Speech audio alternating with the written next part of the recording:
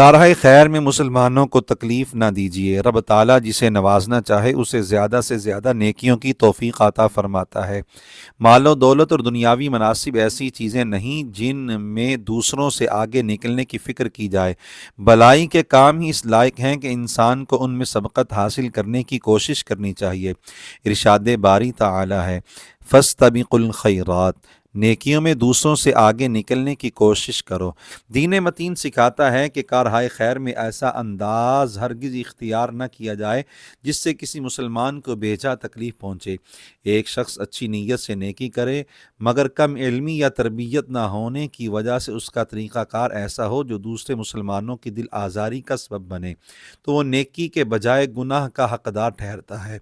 ہمارے معاشرے میں کئی ایسی صورتیں پائی جاتی ہیں کہ لوگ خیر و بلائی کے کاموں میں دوسروں کی دل آزاری کر کے گناہ کے مرتکب ہو جاتے ہیں اور اس کی پرواہ ہی نہیں کرتے۔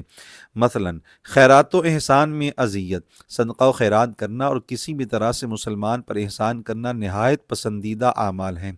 رب تعالیٰ معمولی مقدار میں دینے والے پر بڑا کرم فرماتا ہے اور بے لوث احسان کرنے والے کو احسان عظیم سے نوازتا ہے، مگر عموماً خیرات و احسان کا انداز ایسا اختیار کیا جاتا ہے جس سے نیکی بھی برباد ہو سکتی ہے اور مسلمان کی دل آزاری کا گناہ بھی ہوتا ہے۔ جیسے نمبر 1، مستحقین کو بلا وجہ دیر تک قطاروں میں کھڑا کرنا یا بے سبب ان کے کئی چکر لگوانا۔ نمبر 2، خیرات دینے والوں کی تصاویر ویڈیوز وائرل کر کے ان کی تذلیل کا سبب بننا۔ نمبر 3، ان کے ساتھ توہین آمیز لہجے میں بات کرنا۔ نمبر 4، احسان جتلانا یعنی نیچا دکھانے تانا دینے کے لیے یہ ظاہر کرنا کہ میں نے تم پر فلاں احسان کیا تھا۔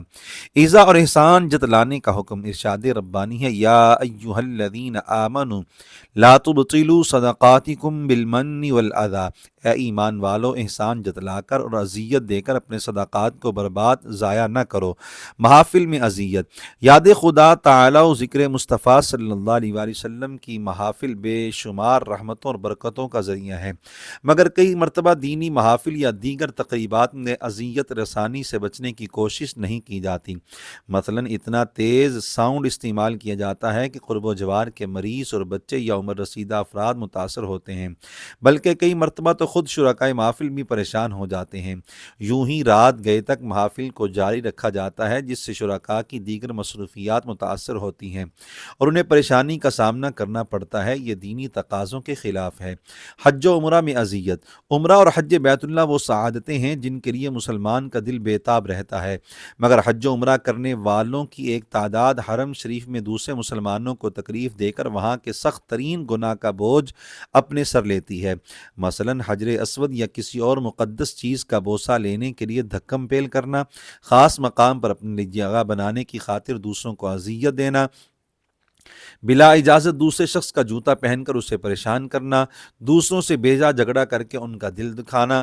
چونکہ یہ امور سخت گناہ ہیں اور حج یا عمرہ کرنے والا ثواب حاصل کرنے کے لیے وہاں جاتا ہے، لہٰذا اسے ان کاموں سے مکمل پرہیز کرنا چاہیے۔ اذیت رسانی سے بچنے کی ضرورت، خیر و بلائی کے کام بلا شبہ سعادت و رحمت کا ذریعہ ہے، ان میں گناہ اور مسلمان کی بیجا دل آزاری سے بچنا بہت ضروری ہے، کیونکہ نیکی میں دوسروں کو تکلیف دینا ایسے ہی ہے جیسے صاف شفاف پانی سے بھرے ٹینک میں نجاست ڈال دینا۔ پانی کتنا ہی عمدہ اور زیادہ کیوں نہ ہو، جب اس میں معمولی نجاست پڑ جائے تو وہ قابل استعمال نہیں رہتا۔ یوں ہی نیکیاں بہت زیادہ ہوں تب بھی دل آزاری اور دیگر گناہوں کی نحوست انہیں لے ڈوبتی ہے۔